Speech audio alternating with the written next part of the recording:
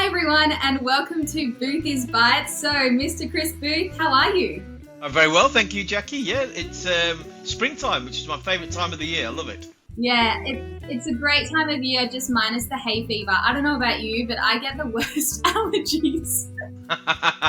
Well, I really like the jacarandas. I don't know what it is. Sydney's kind of got these streets with heaps and heaps of jacarandas, and they happen to be my fave. So yeah, the hay fever I kind of pass over a bit and sneeze, but I just kind of like the streets. They look great. I love it. So I'm going to dive straight in, and I'd love to ask you, after gracing the pages of the latest FBAA magazine, do you think that we should start calling you our celebrity boss?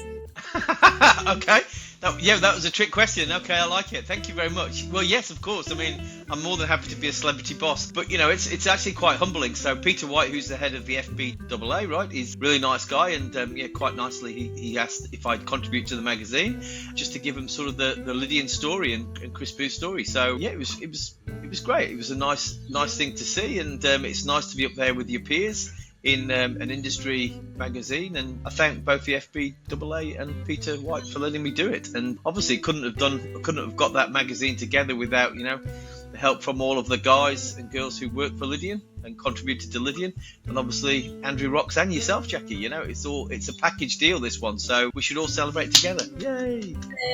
No, it was an awesome write-up. Congratulations. You look very polished, and you do wonders for the Lydian brand. So congratulations, Boothy. So now down to business. What's the latest news and movements coming out of the RBA? Yeah, I think firstly let's talk about inflation, which is pretty crazy. We're on this roller coaster ride of inflation, and we got our August number, which basically we saw a fall from July at 3.5% inflation, which is above the RBA's band, to August being in at 2.7%, which is a huge fall. So yeah, that's quite interesting to see that now we're on a month by month basis we've actually moved into that 2 to 3% band the RBA would like to see. And then across the globe, other major economies are decreasing interest rates. So the US, they actually decreased by 50 basis points last month, I think it was. Yeah, last month. So, sentiment going forward now has to be that the RBA should be looking for a window to reduce its cash rate, I believe. And interestingly, we're starting to see the markets move towards, when that decision will be. The RBA commentaries have been a bit sort of standoffish about that. They're still quite guarded about when the decrease in the cash rate is going to be. They're still worried about other inflationary pressures. Interestingly, we've had issues over in the Middle East, and the cost of a barrel of oil has increased quite quickly, so that may have an impact on inflation in the coming months. But certainly sentiment and trend is that way, and subsequently, some of the bank rates have come down too, which is cool. So my crystal ball is February. I think we'll see February as a time for interest rates to come down. Yeah, okay. And you've always said 2025, so we'll have to wait and see what happens. My crystal ball. Hello. And so what are some lender rates that have caught your eye this month? Well, I think we can't not start with Macquarie Bank. So they've come out to market last week, it was, and they now have a 5.39% 2-year fixed rate. Now, there's some conditions around that. You've got to have a low loan to value ratio, but no doubt about it, 5.39% 2 years fixed. That's the cheapest in market, and a real sort of wowzer interest rate. So Macquarie Bank, well done. And it's not like Macquarie Bank to come out with good fixed rates. So either they know something we don't, and statistically I'd say Macquarie Bank have always made money. So maybe don't bank on Macquarie Bank's fixed rate, but I don't know. 5.39%, it's a great rate, and they're certainly locking in some good customers. So if you do want to lock in and want to consider some fixed, or have a conversation around why fixed rate and what the timeline for interest rates might look like, and map out the next 2 years at the 5.39%, we can have that conversation. Other great lenders, we're doing a lot with the Bendigo Bank variable rates right now. Sort of 6.04% is their base variable, principal and interest, owner occupier. And then I was going to say Bendigo 2-year fixed at 5.54, but Bendigo, they better pull their pants up and drop their rates a little bit because it's not as good as Macquarie Bank's. And then, I think, again, we've mentioned Bank of Australia there. They've got some cheaper interest rates for the investor space as well. So, but I think importantly, now that there's a bit of volatility in the marketplace, this is a great time to speak to your mortgage broker, have a conversation, find out what's going on. what are your personal circumstances, and then start talking interest rates post. Yeah, absolutely. And so what are some of the unique lending options available for first-time buyers looking to navigate this tight market? That's a good question. So, we have coffee club once a Wednesday, and we get a lender in, or a product provider or a service provider who's helped Lydian in the past.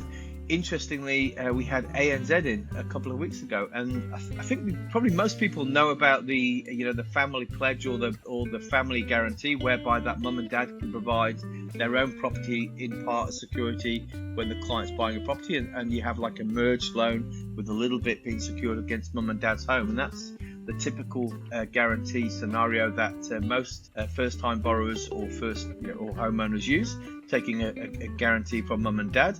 But interestingly, and I didn't know this one at all, so ANZ have got a servicing guarantee.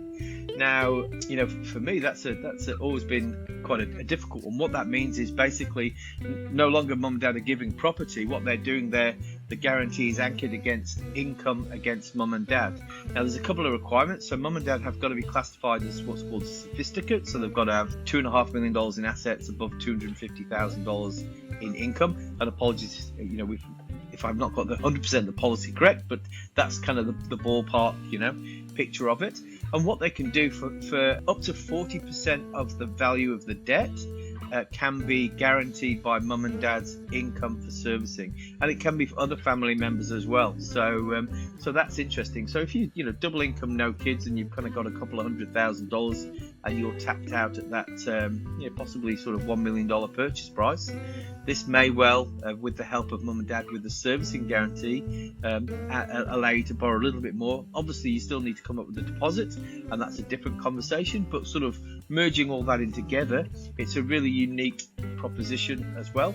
And remembering mum and dad in that servicing guarantee, they're not on title, so in the future there's no sort of transfer of assets or co-ownership issues. The borrowers own the property and the guarantors are sort of sat above that helping servicing. So and I presume discharging the servicing guarantee when and if the co-borrowers can actually fully demonstrate servicing under normal credit criteria, when their incomes appreciate or the debt decreases, well, then you can discharge mum and dad off that servicing guarantee, which again is pretty cool. So that was a new one I'd not seen before. But if anyone's looking to buy a first home right now and looking to get into the market, I think there's plenty of opportunities for government grants. That's the state ones and the federal lender's mortgage insurance waiver as well. And also there's plenty of lender policies which support first time buyers, and also some real niche products coming out of the market where people get support to buy that first home as well. So there's swag of it. So again, it's a great time to speak to your mortgage broker, find out what's available, whether you're eligible, and then start building that sort of lending and property package post. Yeah, awesome. And so regarding the property market, what trends are you seeing in the market that could impact sellers for this spring? Well, I should have really researched where the property market has been this weekend, because the weekend before, when the footy finals were on, it was terrible. So we had really weak auctions and open homes. Everyone's obviously focusing on this. Was it Swans and Brisbane? And we won by a lot. Anyway, yeah. So I believe the open homes weren't great, and the clearances of auction were pretty weak, which is a surprise, right? I haven't checked what the weekend's data was. Apologies, but it seems interesting that there seems to be a bit more property on the market, which is a good thing. The demand is still there, but some of the sellers may well now need to be thinking about decreasing the sale price or the reserve price when going to auction. So yeah, it's going to be an interesting few weeks springtime. I still think long term that property prices will increase. I think there's just too much demand and too many people who've got pre-approvals. At Lydian, we've got heaps of pre-approvals right now for clients trying to buy, and they're all in that sort of $1 to $2 million space, which is pretty hot right now. So I think that space will continue to be really strong. But again, we've had a couple of weekends. The long weekend may well not have been great for open homes as well. So it'd be interesting to see what the stats are. But I think long-term property is still good. Yeah, we're backing it. Yeah, we're backing it. We have to. We got no choice. So to wrap up, this is my Friends mug. I didn't really even realise it's a Friends mug. Does that show my age?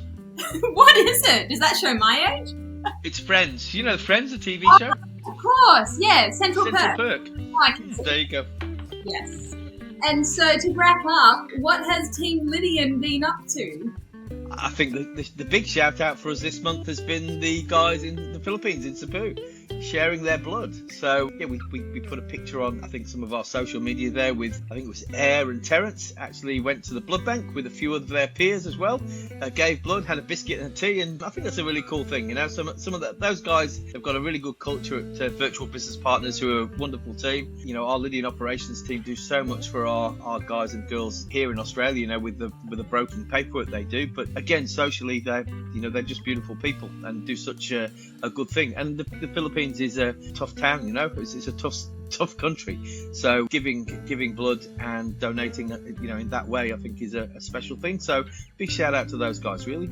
Absolutely. Well, Boothy, thank you so much for your time, and I guess we'll see you next month for the November edition of Boothy's Bites. And before we know it, we're going to be doing December, and then it's 2025.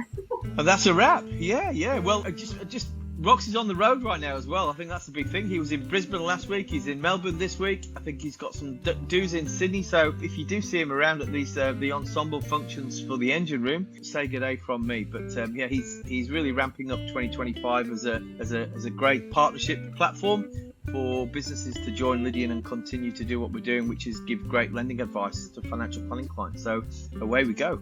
Absolutely. Nothing's stopping you guys, Roxy and Boothy. It's like Starsky and Hutch. With the bell buttons. Oh, all right. Thanks, Boothy. We'll see you next month. See you later. Thank you now. Ciao. Bye.